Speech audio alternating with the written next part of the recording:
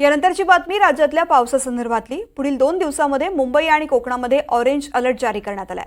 उद्या कोकणामध्ये काही ठिकाणी अतिमुसळधार पाऊस पडण्याचा इशारा हवामान विभागाने दिलाय। ठाणे, पालघर, रायगड आणि रत्नागिरीमध्ये ऑरेंज अलर्ट असेल।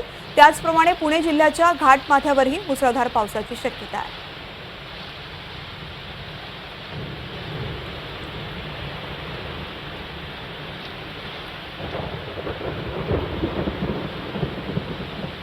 राज्यामध्ये पावसाचा अलर्ट देण्यात आलेला आहे। मुंबई कोकणमध्ये ऑरेंज अलर्ट दिलेला आहे। येत्या 2 दिवसांमध्ये अतिमुसळधार पावसाचा इशारा कोकणासाठी देण्यात आलेला आहे। घाटमाथ्यावर सुद्धा चांगल्या प्रकारचा पाऊस होईल असं हवामान खात्याने स्पष्ट केलंय। पुढील 2 दिवसांमध्ये मुंबई आणि कोकणात ऑरेंज अलर्ट आहे। उद्या कोकणामध्ये काही ठिकाणी अतिमुसळधार पाऊस पडण्याचा सुद्धा इशारा आहे। ठाणे, पालघर, रायगड आणि रत्नागिरीमध्ये ऑरेंज अलर्ट आहे। त्याचप्रमाणे पुणे जिल्ह्याच्या घाटमाथ्यावर मुसळधार पावसाची शक्यता वर्तवण्यात आली आहे।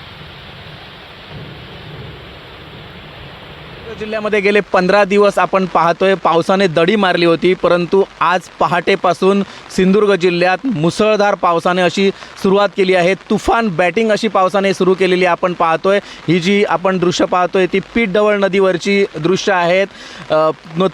पीठढवळ नदी जी आहे ती दुतडी भरून वाहत आहे। हातेरी नदी असेल, भंगसाळ नदी असेल, यासुद्धा दुतडी भरून वाहताना आपण पाहतो आहोत। एकंदरीत ही जी पीठढवळ नदी आहे त्या पीठढवळ नदीचा प्रवाह देखील आहे तो पूर्णपणे कुठेतरी सुटलेला पाहतोय आपण, आणि याचं जे पाणी आहे ते पूर्णपणे या शेतीमध्ये गेलेलं पाहतोय आपण। त्यामुळे पुन्हा एकदा शेतकऱ्यांचं मात्र नुकसान यांना या पुरामुळे सहन करावी लागणार आहे। परिसरात या भागातील संपूर्ण पूर आलेला आपण पाहतोय। आज सिंधुदुर्ग जिल्ह्याला हवामान खात्याने येलो अलर्ट देखील जाहीर केलेला आहे। पहाटेपासूनच हा जो पाऊस पडत आहे असाच पाऊस जर मात्र पडत राहिला तर जनजीवन विस्कळीत झाल्याशिवाय राहणार नाहीत।